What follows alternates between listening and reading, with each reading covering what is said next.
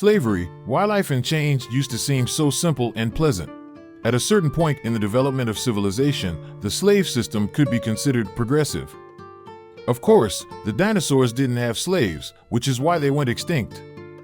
What remains to be understood is why, over the years, the slave owners also became extinct.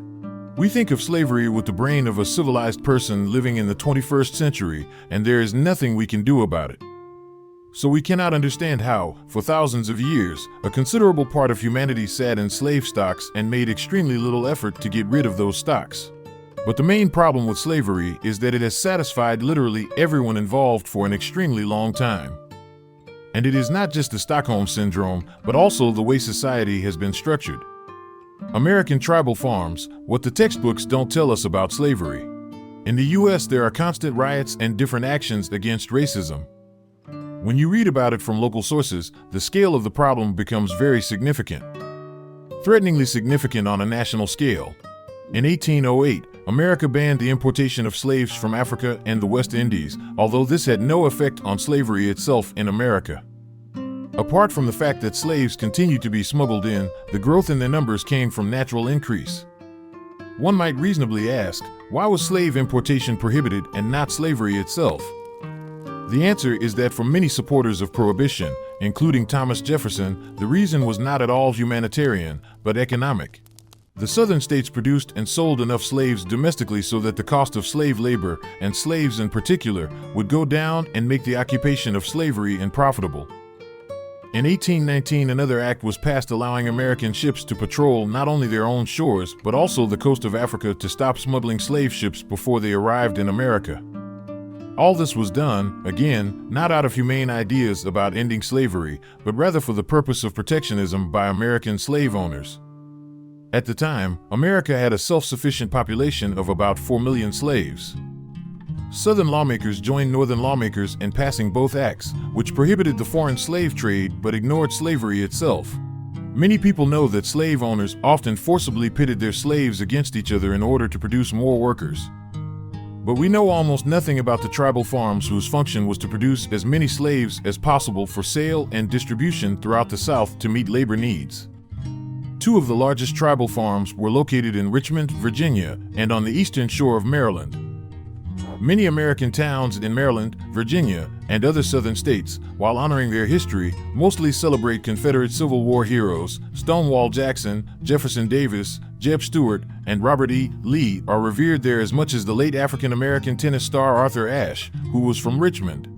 In August 2017, Richmond Mayor LeVar Stoney announced that Richmond would consider the possible removal of statues celebrating the legacy of the slaveholding South, following problems with local conflicts and protests involving white racists.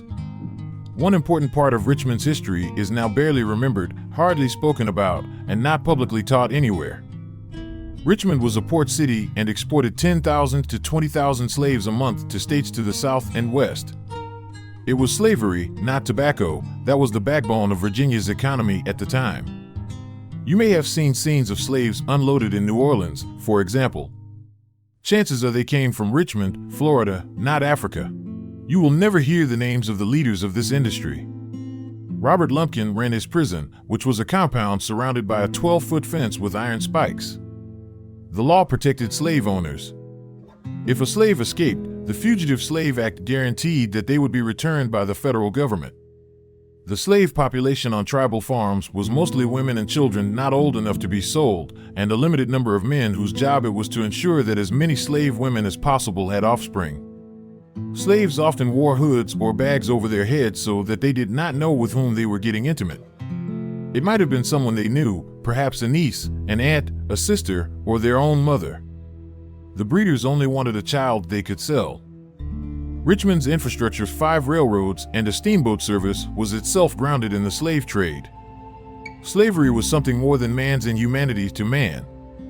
It has always been about economics. Slavery was the very cheap labor that allowed America to compete with other countries. Much of America was literally built on slavery. Today, Texas school textbooks try to paint slavery almost as a positive light. The fact that tribal farms exist is not mentioned anywhere at all. Brazil, unknown facts about the largest slave state. Since its discovery in 1500, Brazil has been the center of human trafficking in South America. From about 1600 to 1850, about 4.5 million enslaved Africans were exported to Brazil, 10 times as many as were sold to North America, and far more than the total number of Africans transported to all Caribbean countries. In 1550, Brazil became a major importer of African slaves.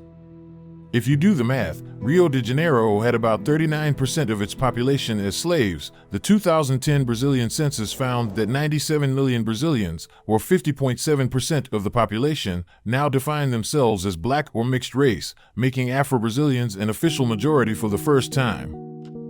The monstrosity of Brazil's slave trade situation was so far-reaching that the country largely failed to develop an effective anti-slavery movement, even as many other countries around the world carried out revolutionary reforms to abolish human trafficking.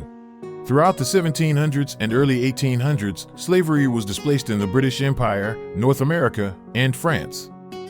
However, Brazil still had about 1.5 million slaves, and the importation of the unfortunate increased by 5.7%. It was not until the late 19th century that reformist activity began to take hold in the country's institutions of higher learning. Young lawyers, students, and journalists began to urge their fellow Brazilians to follow the example of slave emancipation in North America. In 1873, Joaquim Nabuco began his fight against slavery in Brazil by founding the Brazilian Anti-Slavery Society. He declared that there is no freedom or independence in a country with 1.5 million slaves. The struggle for the complete abolition of slavery continued under his leadership, and finally, on May 13, 1888, the imperial family passed Lei Aurea, the Golden Law, making Brazil the last country in the Western Hemisphere to officially abolish slavery.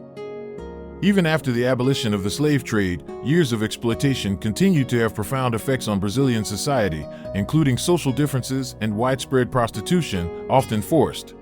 Since the late 19th century, this work was part of the cultural landscape during Brazil's early period of modernization and urbanization, when slaves began to offer sexual services to survive. This prolonged slavery in Brazil created a huge underclass and very visible inequalities. According to the CIA World Factbook, 21.4% of Brazil's 196.6 million inhabitants live below the poverty line. Today, just over a century after the abolition of slavery, Brazil still faces the consequences of its nearly 400-year legacy of human trafficking. There is a need for renewed efforts to abolish the death penalty to combat a problem that has shifted from the brutality of life on plantations to the brutality of the streets, sex trafficking. And as an epilogue to this maxim, not every slave dreams of freedom itself, he dreams much more of having his own slaves. What would you like to see next on our channel? Tell us in the comments.